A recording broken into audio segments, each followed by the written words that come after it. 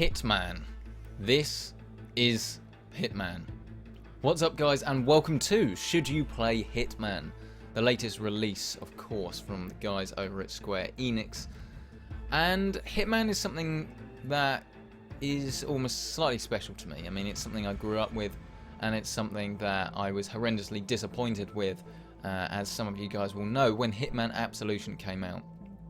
So when they announced that we have a new Hitman and it's coming out in a new episodic, however you want to pronounce it, manner, I think a lot of people were asking questions and they were wondering, is it going to work? Is it going to be worth their cash, and is it going to be better than Hitman Absolution? And the answers to most of those questions are yes.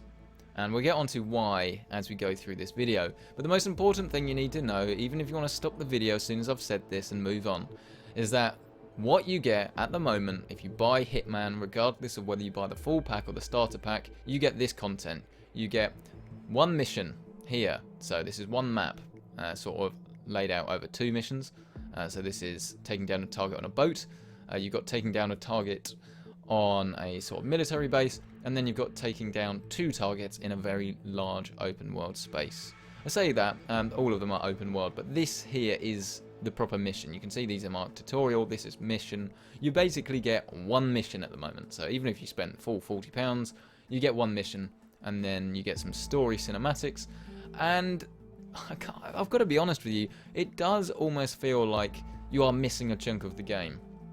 It's not like the next episode will be revealed. It's not like when you're watching a TV show and they sort of, it's a big build up and then it's next week. It's nothing like that. It just feels like the game stops, which is a bit disappointing, and I know it's something that a lot of people are a bit disappointed with. But this whole game is about replaying missions, and that's made very clear from the start. And if you like doing that, then you're going to feel right at home, because that is definitely where Hitman excels. You've got this contracts mode where you can create a contract, play other people's contracts. So if we go into latest contracts, these are things other people have uploaded, and it's basically you replay a map and you target people, and then someone else then has to go and do the same thing. So rather than taking down the target that you're meant to in the story, you might have to take down a guard, 2 guards, 3 guards, wearing a certain outfit with a certain weapon, and so on. Other than that, we look in the options menu. DirectX 12 is available, but you have to enable that obviously before you boot up the game. And I've got the options here on sort of medium settings for performance, and it does require a beefy setup. I've got to be honest with you here, I'm afraid. Enable in order for you to actually get decent frame rates. So be aware of that. This is running off 2.980s and it still doesn't get over 60 FPS in areas, running at ultra wide resolution at 2560 by 1080. So we're going to jump into a mission now. This is the Showstopper Mission, and what we will do is we will show you that we've got to take out 2 targets. We can plan how we want to do it. This is ridiculous though. We have different areas you can start. You can see, so we can start in 2 areas at the moment, or 3 areas I should say.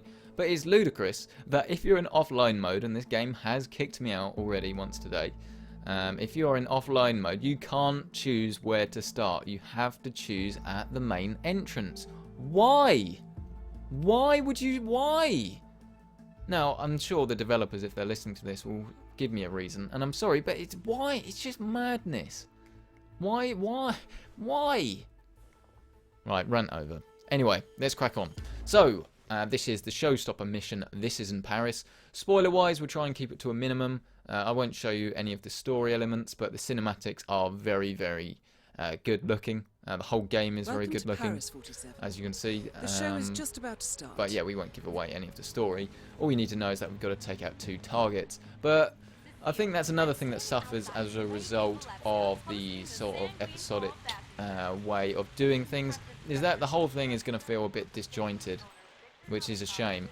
And bearing in mind I've played quite a few hours on this game, I know what's going on in the story, but I can't say I have any feelings for it. I can't say I care about the story, but I think that was always going to happen by releasing parts of a game.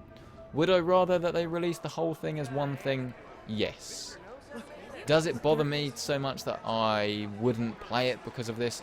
No, obviously, absolutely not.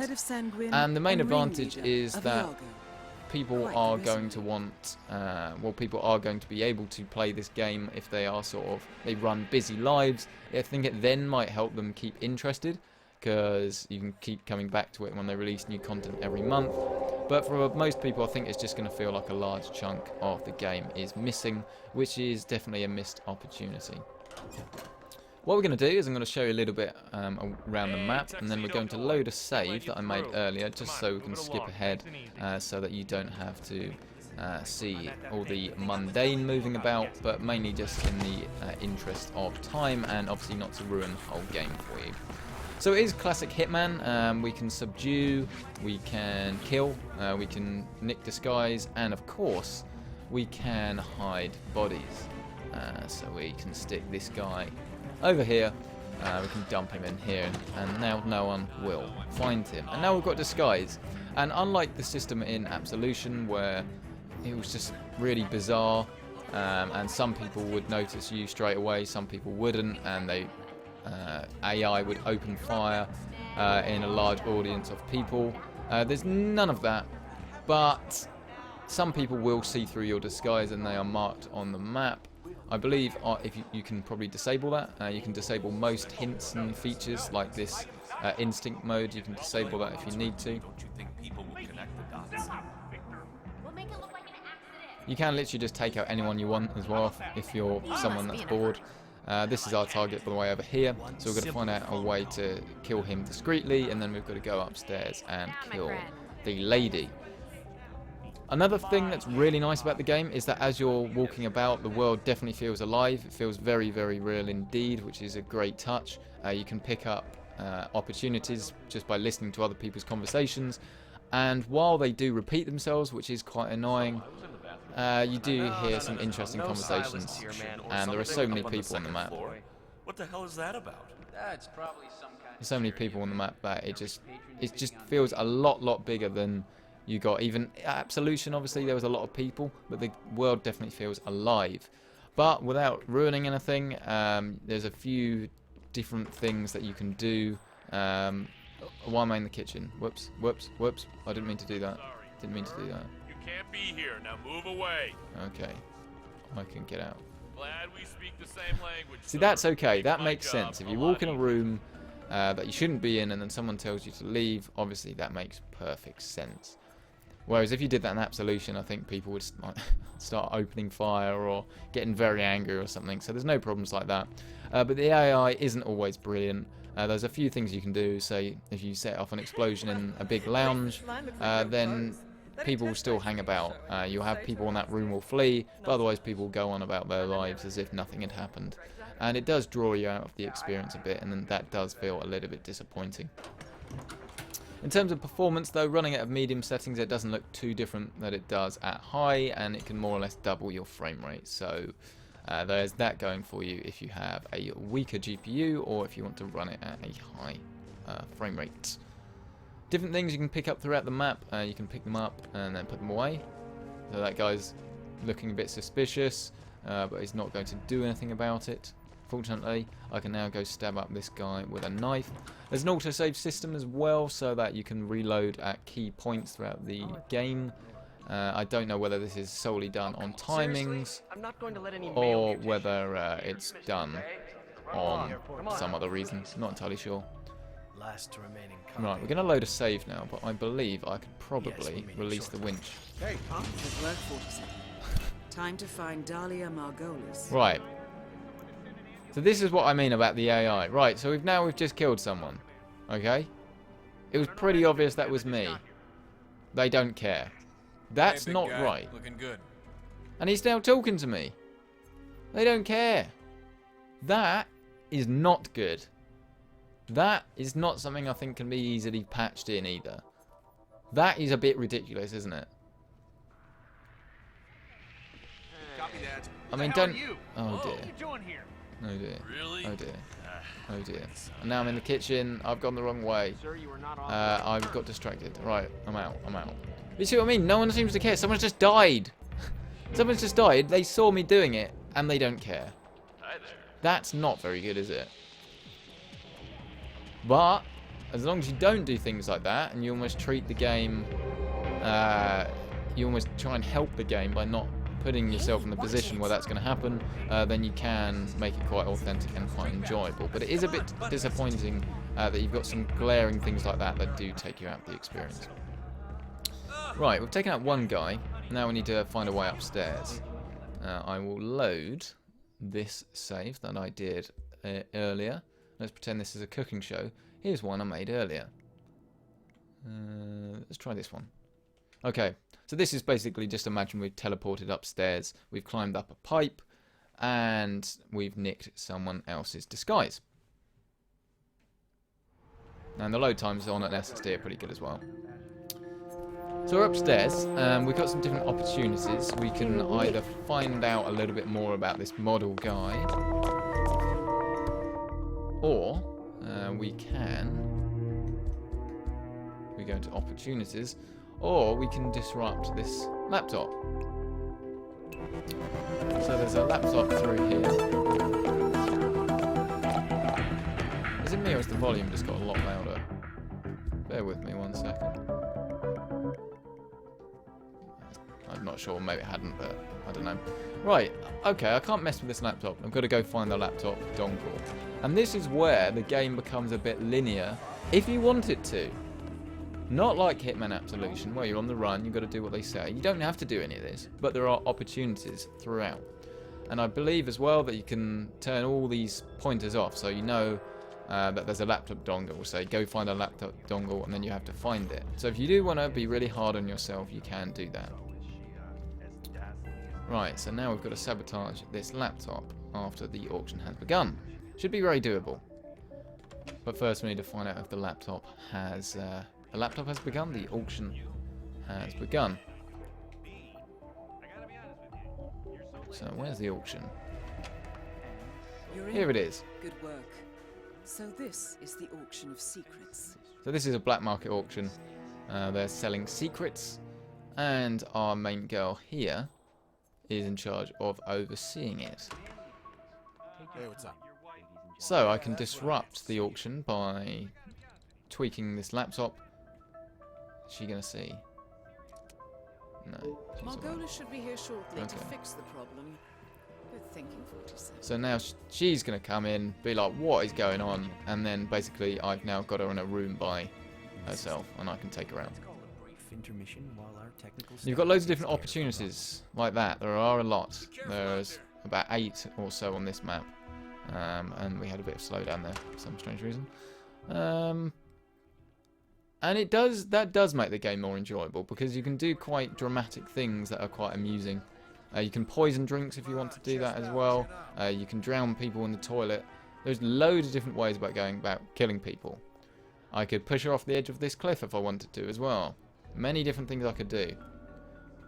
And we're getting slow down, but I'm going to put that down to my computer rather than the game. I'll give it the benefit of the doubt. So she's now just found out, maybe? No, she hasn't found out. There is a bit of waiting around. Because of your intel, the glory of the And we've got loads of slowdown. Interesting. Our rivals. But the same thing applies as all the other Hitman games. Once you've got the job done, it's just time to leave. And then you have a point system so that your points are worked out on how clean your mission was. So if you take out a target without anyone knowing, you hide the body, and you wear your original disguise, then you're going to get maximum points. But if you want to be someone that goes all guns blazing, you'll get the job done, but you won't get any points, you won't level up, and you won't be able to use more equipment and things like that in future missions. So on balance, what is the game like, and is it enjoyable? Well, it's very enjoyable, for sure. But you do have those things, like we saw earlier with dropping the chandelier, that just take you out of the experience a bit. Performance issues, haven't really had any. Seem to be getting some while I'm recording this, which is a bit disappointing for you guys. But like I said, I'm going to give the benefit of the doubt here, because I haven't noticed that during the actual game. The gameplay mechanics seem to work a lot better than they did in the Hitman Absolution, that I personally really didn't get on with very well at all. which is a big shame. But the fact that you've got to wait now to finish the game, if you like, and there's not going to be a disc version of this game released until January next year.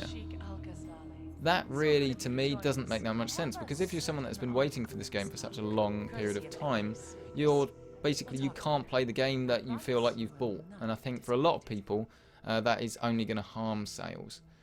If you're someone that doesn't know if you're going to get on with this game, then yes, it's quite good that you can sort of buy the intro pack, and then you can get a lot of replayability out of it, and then you can buy episodes as they come.